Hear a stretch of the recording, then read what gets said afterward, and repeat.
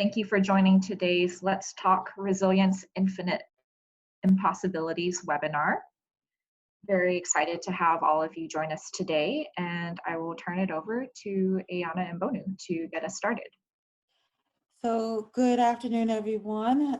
Welcome to the Be Well webinar series. This topic, as Anna mentioned, is resilience. And this is the first of our Let's Talk series of webinars. I'll take a moment and talk just a little bit about our anti-stigma campaign. So approximately 1 in 5 New Yorkers experience a mental health challenge each year. Let's Talk is WorkWell NYC's campaign to eliminate mental health stigma in the City of New York workforce by creating supportive workplaces and building resilience in employees. At the end of the webinar, we'll discuss more about how you can pledge your support to the mission of Let's Talk. All right, so I am Ayana Mbonu. I'm the program manager of the WorkWell NYC Be Well program. We'll be joined today with our co-moderator, Anna Tan. She's our program coordinator for the Be Well program. So before we get started, we'll talk a little bit about WorkWell and what we do. WorkWell NYC is the city's worksite wellness program. We're here to help you live well and work well. Our goal is to create work sites that may be easier for our employees to live healthy, active lifestyle. Health is not just the absence of disease. Health is physical, mental, financial, emotional. And we know that health exists on a spectrum. We are here for you with health and well-being resources, programs, and support to help you move more, eat well, be well, and take action to prevent disease, no matter where you are on your health journey. By the end of this webinar, participants will have a better understanding of the emotional effects of the coronavirus. We'll learn strategies to build resilience to weather the storm, and we'll be doing activities throughout the webinar. So please take a moment and gather a pen and paper so that you can join in. Throughout the webinar, please enter your questions into the chat section. I will get to as many questions as possible at the end.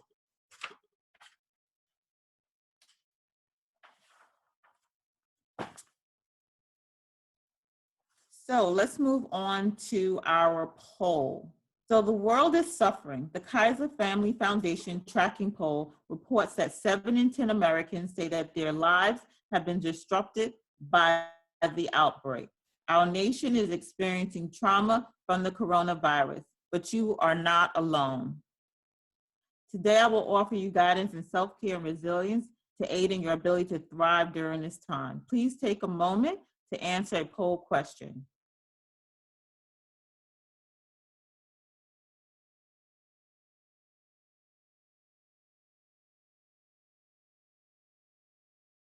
If you can answer the poll, that would be great. So it looks like people are really worried about the coronavirus. Likewise, I think we're all feeling the same thing. So the next poll you'll see is, what resources and supports do you need to help you during this time? Is it financial guidance, suggested activities for families, stress management and resiliency tools, or do you need help from a professional? So take a moment, please, and answer these questions, and answer as many that apply to you as well.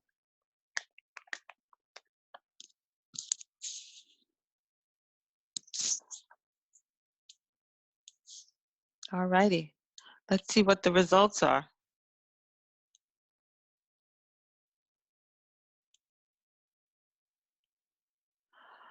Stress management and resiliency tools. So I guess we're all in the right place, and I hope everyone is having a better time hearing me today. So let's move on. So financial fears. That's a big elephant in the room. Many people are having financial fears due to changes in the economy and talk of a recession. Is it food access that you're having concerns with, ability to pay your rent, loan repayment, unemployment? Our country is suffering. So please do take advantage of all the services that are available to us. We have deferred compensation financial planners that are available. They will sit with you one-on-one or maybe virtually now, but they will sit with you and they will guide you through a new budget for yourself to help you really identify where you can save money during this time and where you can, be able to manage your bills in a way that works for you. And then many creditors are having programs for their customers. So call your creditor, see what they are offering at this time. You can also speak directly to your landlord, see what services they're offering, or maybe your mortgage broker, your mortgage company. See what they're offering right now. Many organizations, many companies realize that we're all suffering right now financially, and they have services available to you. So it will help you to call and see what is available. So also consider what you can save during this time. I know for me, eating out was something that I did often when I was at work. And so what I'm doing now is I'm purchasing food for my family, and for my family, I'm able to cook, and so I can save money there. But more resources will be provided for you at the end. And we also do have a financial fitness webinar coming up at the end of the month that you'll all receive information in your email, in your follow-up email after this webinar is done. So let's move on. Emotional stressors.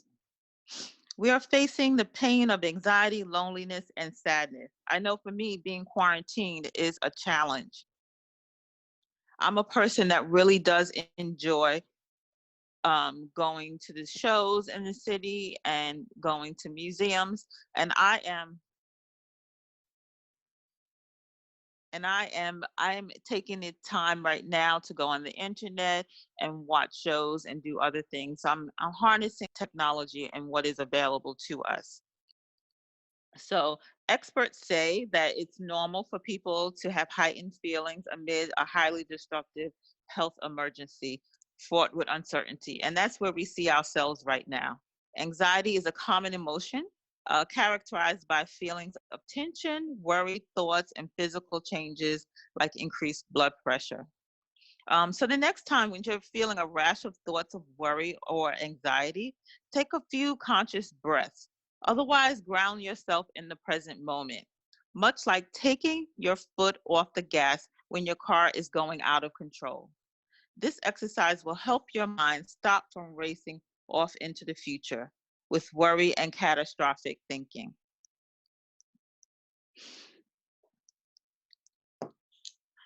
Loneliness is a barrier to good health.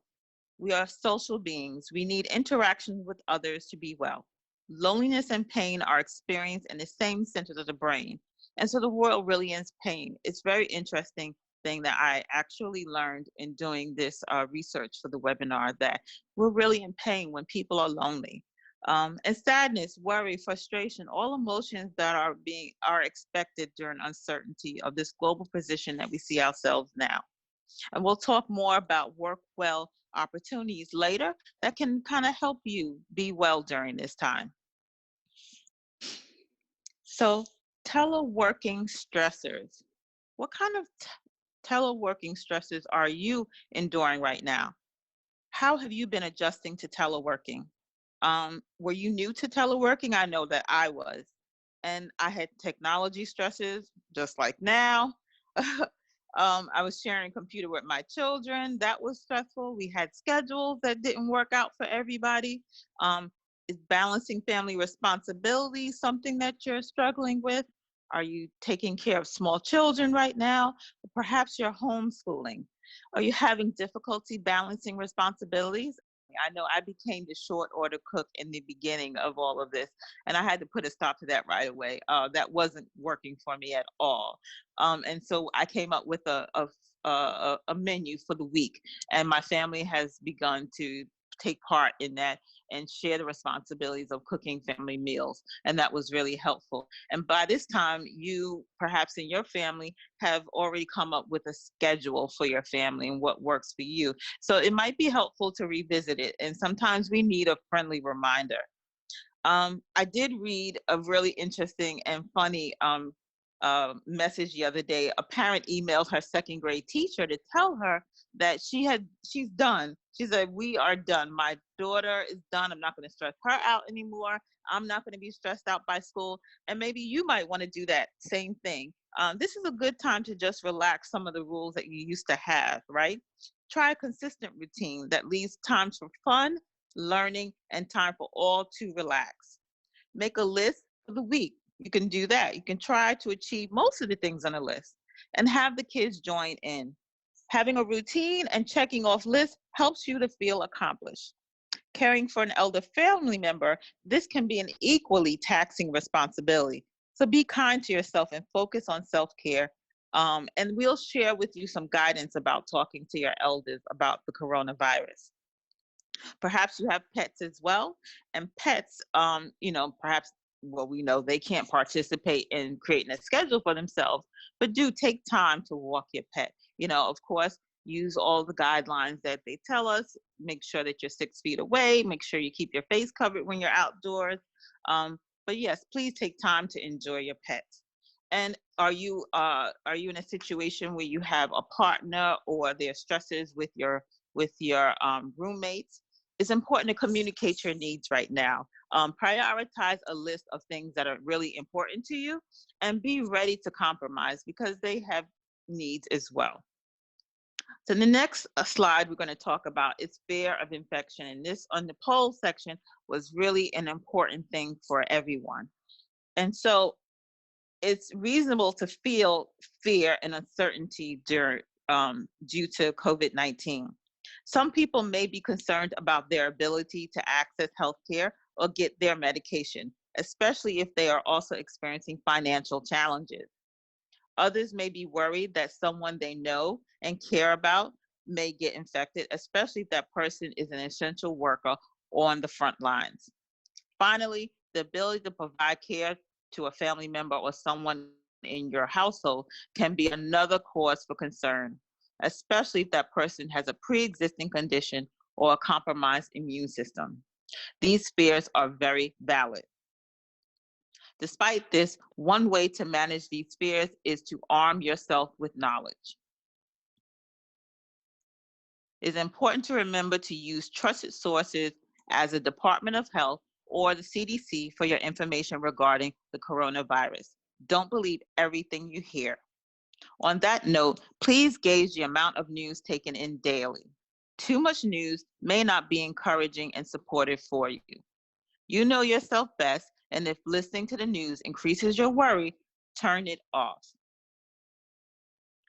CDC reports that you are at a higher risk for contracting the virus if you're 65 years or older. People of all ages have a serious underlying medical condition. So just to repeat the guidance that we all know that we should continue to do is that we can all do our part in continuing to keep ourselves and loved ones safe by washing our hands often, keeping 6-foot distance from yourself and others when you're in public, and stay away from the people who are sick. Call your healthcare provider if you have any concerns, and always use a face covering when you're out in public. And there is another caution that they caution us from, and that is not to touch our face.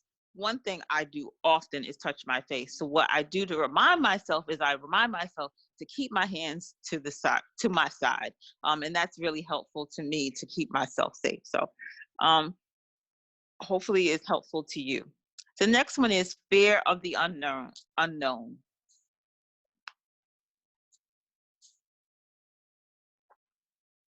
So, fear of the unknown, uncertainty about the length of time before things turn back to normal.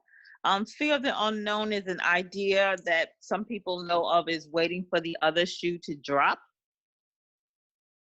not knowing when that will be. This is a real big one for me, and probably for you too. I'm a parent, and I'm concerned about how the future will impact my family life as I know it now. This is also known as anticipatory grief, that feeling we get when we are uncertain about what the future holds. It's like the storm coming. We understand something is bad happening, but we can't see it, and our sense of safety is challenged. It's about our uncertain future. When dealing with these feelings, it's helpful to practice mindfulness and focus on the present. So instead of imagining the worst, take a moment and come into the present. You can name 5 things that you see in the room. Like I'm sitting here in my dining room. I see a chair, I see a desk, I see a lamp. To do this exercise, you have to come into the present. So remind yourself when you have those feelings that you're well, you're safe. Don't judge yourself. Just remind yourself, I'm normal, just like everyone else is feeling the same thing, and that you're safe. Be aware of your senses and take a few deep breaths. You'll be amazed how you're able to manage your anxiety pretty quickly that way. So let's go on. Let's talk about what resilience really is. So what is resilience? Resilience is our capacity to draw on inner strength. Our resilience is our capacity to draw on inner strength that help us rebound from stressful and traumatic events. As much as it involves the ability to bounce back from adversity, it can also involve profound personal growth. So being resilient can improve your ability to cope in the face of adversity. The skills you build now will prove to aid you in future trials. Resilience won't make your problems go away. Resilience can give you the ability to see past them, find enjoyment in life, and better handle the stress. When feeling of stress and anxiety and trauma strikes, you still experience anger, grief, and pain, but you're able to keep functioning physically and psychologically.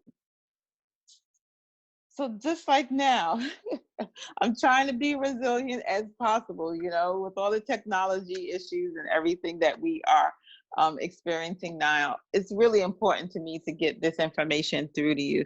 And so, I may not be feeling any pain or anything like that, but I'm trying to be just as resilient as we're talking about so that we can get this information as important it is to you. So resilience isn't a personality trait that only some people possess. Resilience involves behaviors, thoughts, and actions that anyone can learn and develop. And the growth is and possibilities really are infinite during this time. And so what are the building blocks of resilience? And so building blocks of resilience are healthy thinking, regulating your thoughts, and healthy thinking will build resilience.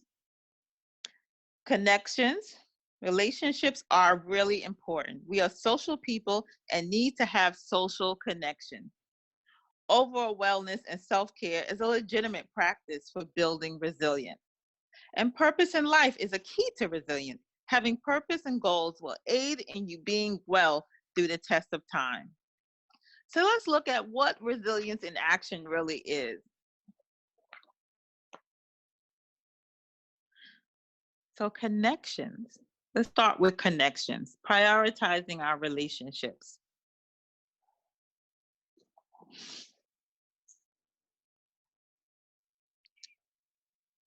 So please connect with other people, connecting with understanding people especially.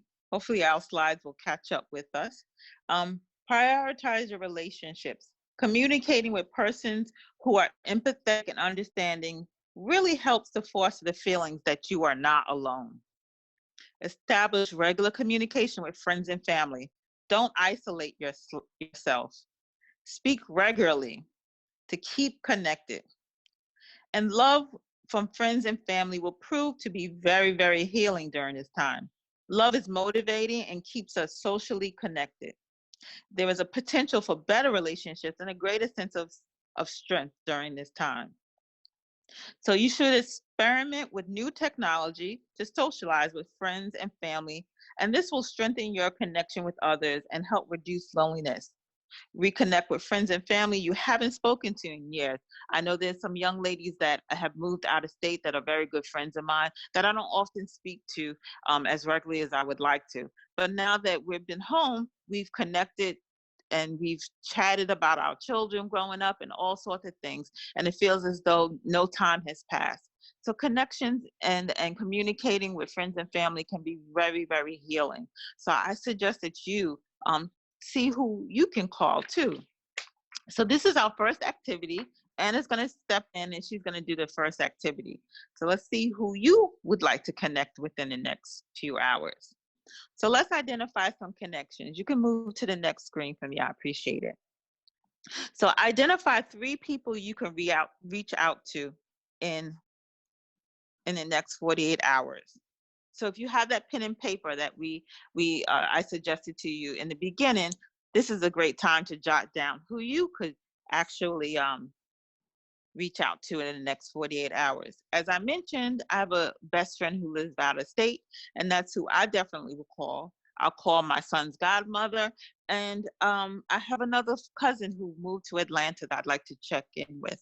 So tell me, who would you like to call in the next in the next 48 hours, next 2 days? You can add that in the chat.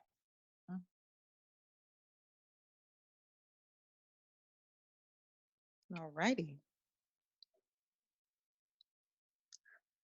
All righty, I see Jessica is going to call her dad. Thanks, Jessica, for participating. So prioritizing connections really is a critical piece to developing resilience. All right. Okay, I see Brenda is going to call an old roommate. So it looks like, so let's move on. Focus on self-care. So the next building block is wellness. Let's focus on our self-care. Getting 7 to 9 hours of sleep really is important. So take time to pause, love, and be kind to yourself. You know, we hear self-care all the time, but it really is a legitimate practice for mental health and building resilience. Take care of your body, eat well, and get rest. At least 7 or 9 hours of sleep. Keeping up with your basic needs is something that you have control over. I mean, there's so much that we don't have control over right now. And so this is something you do have control over. Harness it. It will help you to continue to be well. And this is a very good time to make yourself a priority. Physical resilience contributes to psychological resilience. So when your body is well, you're more likely to prioritize your emotional health. Practice mindfulness. We discussed this earlier. Mindfulness practice helps us to focus on positive aspects of our lives. Focus on the positives in your life. Take up journaling and try your hand at meditation. We'll share the WorkWell May calendar. We have plenty of opportunities for virtual exercise classes and virtual meditation workshops as well. And avoid negative habits. Alcohol and drugs don't allow you to overcome adversity. They only mask your pain during this time. So let's build on some of these wellness habits. Identify 2 healthy practices that you'll incorporate into your life this week. So for me, I know that just today I made sure that I got up and I exercised this morning, just so that I could be well, especially to be here and able to practice pretty much practice what I preach, as well as to deliver this information to you. If you're the type of person who tends to put other people's needs first, now is really a great time to develop a self-care routine.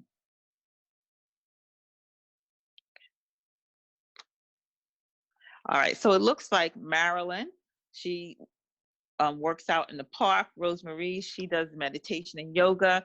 Thank you, Debbie. You increase your walking each day and limiting your snacks. And Carolyn, thank you. You're physically exercising. These are all great things. And I'm glad you all can hear us and you're actually answering in the chat section. This is awesome. Some people drink a lot of water and stretch. Some people listen to music. This is awesome. Great. Thank you. I'm glad that you all are practicing healthy habits. All right, let's move on to um, healthy thinking. That's our next building block. All right. So, healthy thinking. Your story about COVID-19 is going to be reflective of your resilience. So, be aware of negative tones. Focus on heartwarming stories. Neighbors are helping neighbors. I saw in the news where people are having dance parties outside on their block, meeting new neighbors that they have, just said hi to. They're actually getting to know them better. And so really focus on those heartwarming stories. Focus on the stories that make us feel good. It's so wonderful that at 7 o'clock every evening, people are clapping for the frontline workers and the healthcare workers, and that's really, really awesome. So really focus on those things really right now. They will continue to be helpful to you. Identify irrational thinking and adopt a more balanced and realistic thinking pattern. You may not be able to change a highly stressful event, but you can change how you interpret it and respond to it. And be hopeful. An optimistic outlook empowers you to expect that good things will happen to you. Visualize success and positive outcomes. Ask yourself, what positive things would you like to see happen as a result of this time? I know for myself, something positive that is happening is that my family's having more dinners, and we're sitting and we're chatting, we're talking, we're playing more board games, and we're really coming together like we've probably haven't and done in a very long time. And so learn from this experience. How have you overcome hardships in the past? I know for myself as a college student, I had a rickety car. And so I had to learn how to change a tire. I had to learn to change the oil because I couldn't always afford to pay someone to do it. And so that was something that I built, during my college years. So what has worked for you in the past? How you overcome adversity? Tap into those skills and strategies that have helped you in the past. Consider the skills you're building upon now and how those skills can help you in the future. So let's do an exercise. Let's do a practice healthy thinking exercise. All right, so think about ways you have overcome hardships. So list 2 or 3 methods that have worked for you and that you want to incorporate during this time. So healthy thinking. I know things that work for me is getting up early in the morning and meditating, doing a gratitude journal, right? Just saying thank you every day for the things that I am grateful for, like my family, for health, for working, for all those things. So share in the chat section some of the things that you would practice to continue to be healthy during this time. Okay, looks like a lot of people are meditating and stopping those sad thoughts.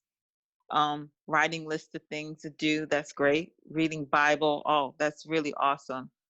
Yeah, gratitude, really awesome. We just wrapped up our gratitude challenge.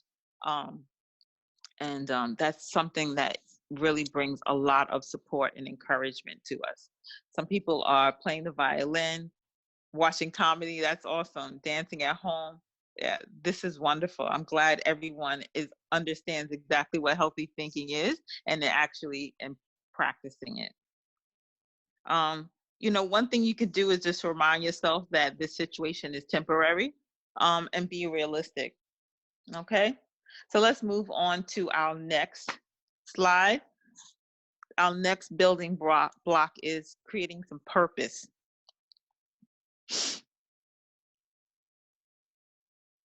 So what does meaning and purpose during this time look like?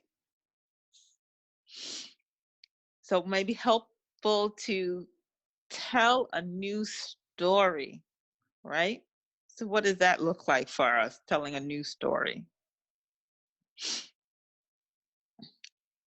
They say we should let go of the thought that things will go back to normal immediately.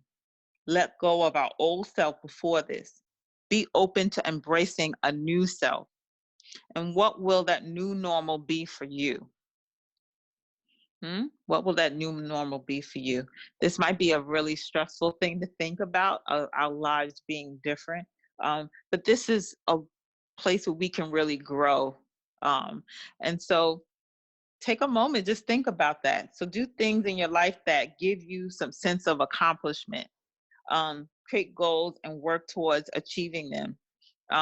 You will feel fulfilled. I know that I have dusted off my sewing machine and I've started making masks for friends and family. That's one thing that is it helps me to feel accomplished and something that I'm actually doing to help other people. Um, Establish routines that support your ability to overcome adversity. What works for you? Is it waking up early in the morning and meditating before the family wakes up? You're well and you're doing something that is working for you. So practice whatever that is for you. Help others, support a friend or family or donate to a cause. This fosters self-worth and can empower you to continue to grow. Look for opportunities for self-discovery and growth. Is there something that you always wanted to do or learn but never had the time to devote to it? Take advantage of this pause to do so. Consider your dreams. You have the ability to grow in the face of adversity. So really take a pause and just think about what it is that you really would like to do. So let's do an activity. Let's think about what those things are. Okay. It's like enjoy exercise in the morning and cleaning up with friends and connecting with friends and family, cleaning up and discarding papers. I know that's a big one for me. So find purpose, right? So finding meaning and purpose in one's life can be a powerful tool for building resilience. However, for some, that can be a complicated and daunting task. If you're unsure how do you know what your life's purpose is, it's okay to start with where you are. Focus on finding ways you can help others, learn new skills, and focus on self-improvement. So I know for myself, like I said, I dusted off my sewing machine. I've always had a sewing machine. I buy patterns all the time, wanting to make dresses. But now I'm actually motivated to do some of those things after making the mask, right? So I've gotten some practice in. So let's see in the chat section what purpose and identifying one sense of purpose that you have, and then 2 things that you can commit to doing over the 2 weeks to help you fulfill your meaning and purpose. It says someone started baking bread. You know what? I cannot find yeast anywhere.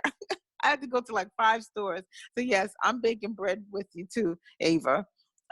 Gardening, yes, I've gotten out in the garden and cleaned up the yard. This is great. Painting, honing in on your writing skills. That's awesome. Doubles. Oh my gosh, I love doubles already. So people are finding a lot of purpose, and that's awesome. So let's bring this all together. So developing resilience is possible. Let's all remember that. Becoming resilient takes time and practice.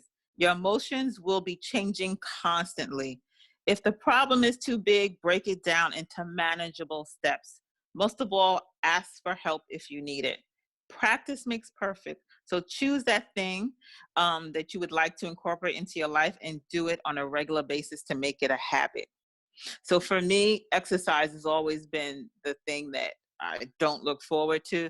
So I have a very easy video that I use, and I walk. It's a walking video. So I do. It's broken up into 3 miles, and so I walk the 1 mile when I just don't really want to do it, and I push through and do the 3 miles when I've got a lot of energy. So I break it down, which is easy for me. And please join in all our virtual classes.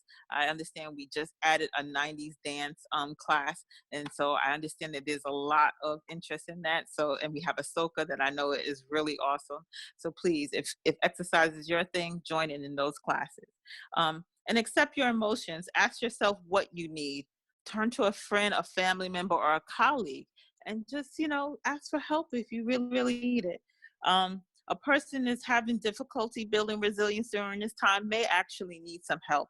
And New York City EAP is available to all of us, and their hours are expanded during this time.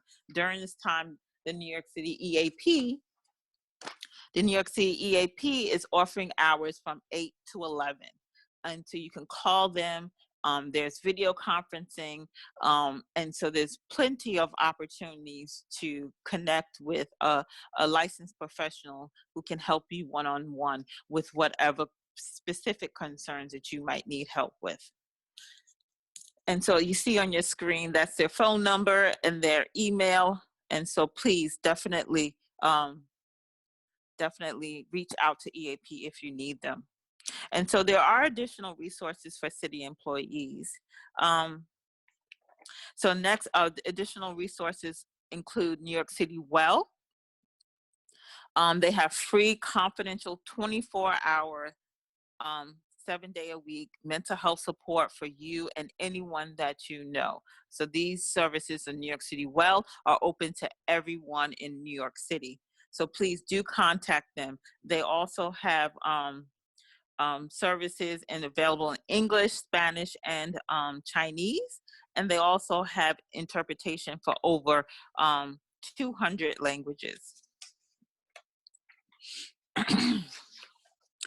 So in summary, we all know this is an uncertain time and your feelings are normal. Resilience is our capacity to draw on our inner strengths to help us rebound from stressful or even traumatic events. Resilience involves behaviors, thoughts, and actions that anyone can learn and develop. Take this time to connect with others, make wellness a priority, practice healthy thinking, and find meaning and purpose.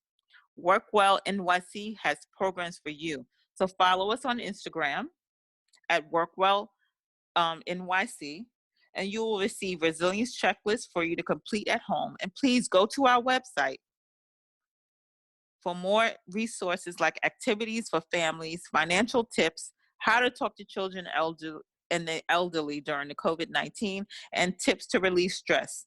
Take time to pause and participate in our virtual exercise and meditation classes. A link will be provided for you in the follow-up email that you receive. So I'm going to take a moment now and talk to you a little bit about our Let's Talk campaign. The mission of Let's Talk is to eliminate mental health stigma in the New York City workforce by creating supportive workplaces and building resilience in employees.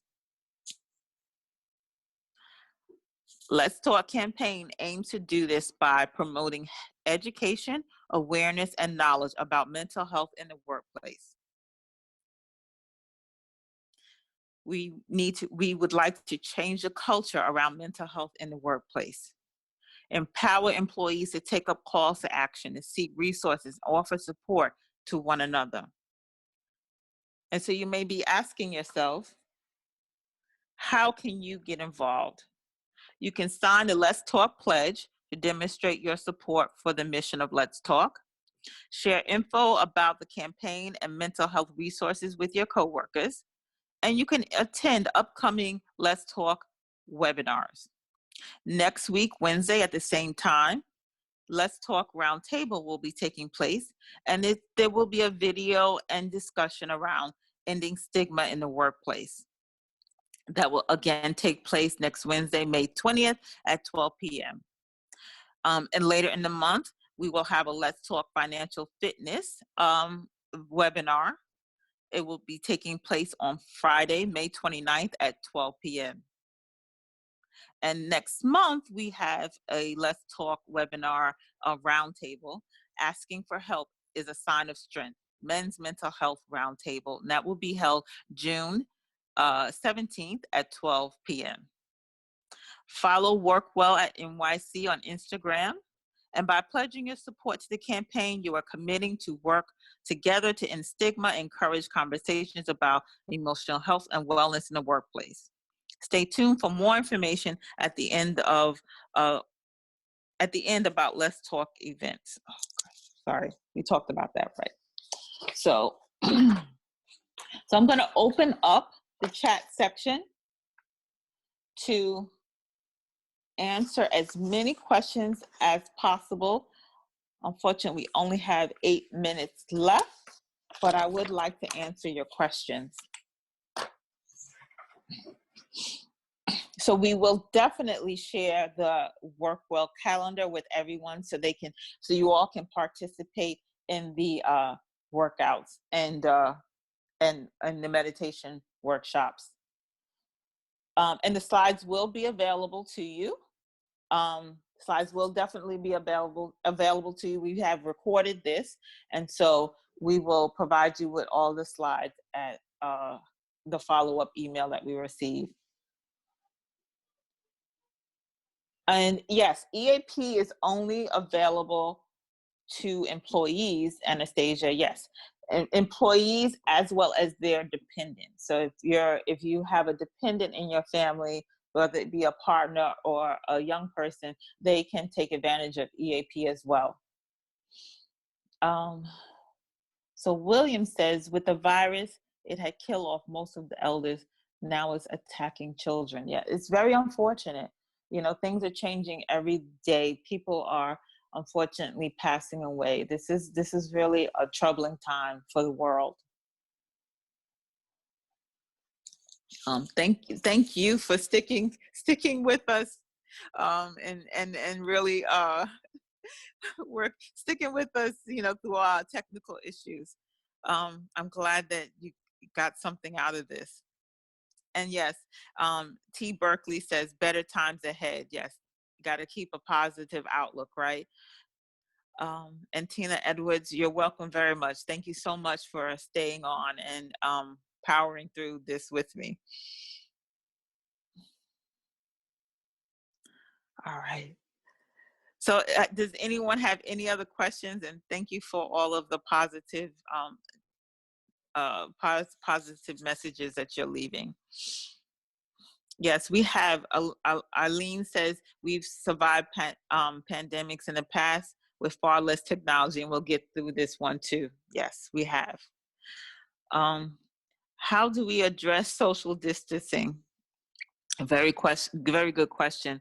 I'm sure that our employers are taking, you know, are thinking about this when designing plans for us to return. I know that when you are out in public, you can do the best by just keeping yourself safe, keeping your face covered, and keeping those six feet distance. And all of the webinar slides, yes, will be provided for you at the end. And yes, and we may even, I'm thinking we may even do the recording over so that it's very clear and not broken up with all of the distractions that we had. Okay. All righty, guys. Yes, and New York City Well, thank you, Laquana, for sharing it. New York City Well is there for all New Yorkers, although EAP is only for city employees and dependents. New York City Well is there for everyone. And what's interesting, New York City Well has a great link on their site where there are interesting apps that you can download that have great helpful things for meditation and mindfulness skills that you can build, much like the things that we talked about earlier.